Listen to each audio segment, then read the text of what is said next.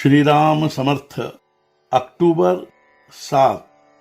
त्याग यज्ञ का सच्चा मर्म है।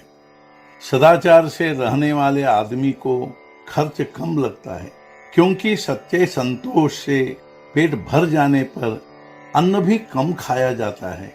मैं जो यह बार बार कहता हूँ, इसका कारण यह है कि सदाचार का आचरण, नीति धर्म का आचरण परमार्थ की इमारत की नींव है। नींव यदि मजबूत नहीं हुई तो उस पर खड़ी की गई इमारत अधिक दिन टिक नहीं सकेगी। वैसे ही यदि हम नीति के व्यवहार करें तो फिर आगे के कर्म कोई बहुत काम के नहीं होते। परस्त्री माता के समान मानो, परद्रव्य की अभिलाषा मत करो और परनिंदा का विष्ठा के समान त्याग करो। इन 3 बातों को बहुत संभालो। परमार्थ की इमारत हमें 3 बातों पर खड़ी करनी है। केवल नींव डालकर जैसे घर में नहीं रहा जा सकता, वैसे ही नींव के बिना इमारत भी नहीं खड़ी की जा सकती। राम करता है यह भावना रखकर नाम में मन लगाए तो यह स्थिति परमात्म रूपी इमारत में आनंद से रहना ही है।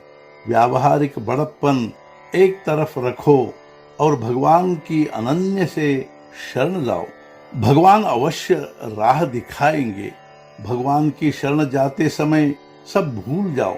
मानो कोई आदमी नाटक में राजा का काम करता हो और नाटक समाप्त होने के बाद घर आकर भी वह राजा के समान ही व्यवहार करने लगे तो उसका सारा व्यवहार हास्यास्पद हो जाएगा। वैसे ही भगवान की शरण जाते समय मैं बड़ा भक्त हूँ, विद्वान हूँ, पैसे वाला हूँ, ये सब बातें भूल जानी चाहिए। कर्म का फल अपने हाथ में नहीं है, इसलिए उसकी चिंता नहीं करनी चाहिए।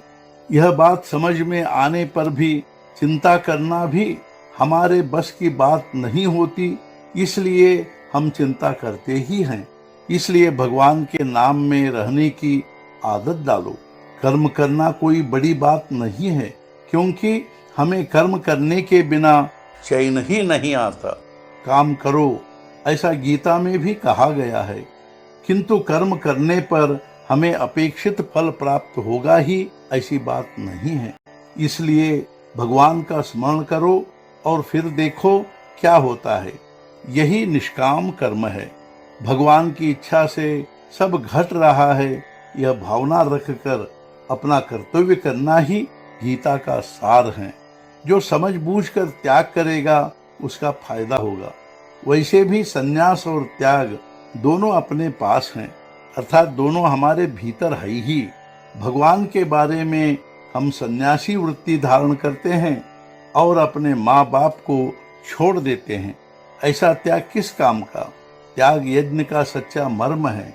भगवान की प्राप्ति में जो जो बाधाएं आती है, उन्हें त्याग देना ही यज्ञ कर्म है।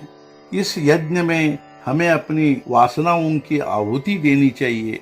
किसी भी वस्तु के बारे में चाहिए या नहीं चाहिए का भाव न हो, यही वासनाओं की आहुति देने का लक्षण है।